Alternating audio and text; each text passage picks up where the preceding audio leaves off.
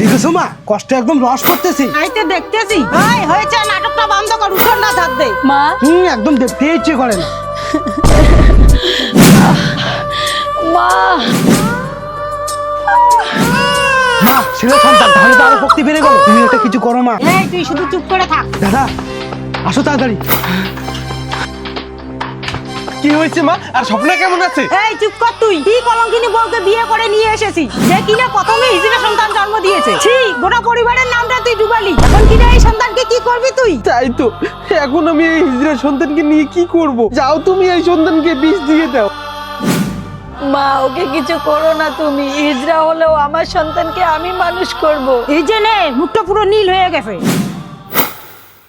15 বছর পর বেরিয়ে যা আমার বাড়ি থেকে। ঠিকই হয়েছে, এরকম মানুষকে আশ্রয় না দেওয়া ঠিক আছে। 15 বছর হয়ে গেল, এখনো একটা বাচ্চার মুখ দেখাতে পারলো না। দিয়েছে তো প্রথমে আবার একটা কিন্নের সন্তান। এখন কি করব আমি? তাহলে শুনে রাখো, আমিও কিন্তু এই বাড়ি ছেড়ে চলে যাচ্ছি।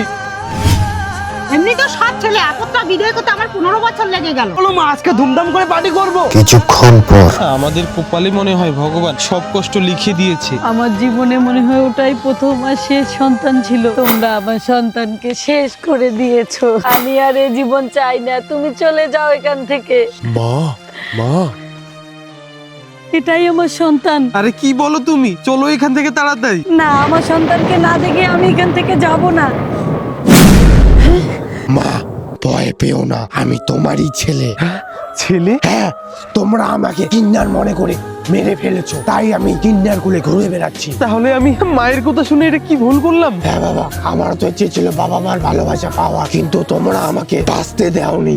বাবারে, আমাদের ভুল হয়ে গেছে, পারলে আমাদেরকে ক্ষমা করে দিস। বাবারে, তোর খুনি আমরা না, তবে হ্যাঁ, আমার জীবনটা আমার মা শেষ করে দিচ্ছে। আমি কখনো জানি না তোমরা এত কষ্টে আছো, কিন্তু হ্যাঁ, আমি বদলা নিয়েই ছাড়বো। বাবারে, আয় তুই আমার একটু বুকে আয়।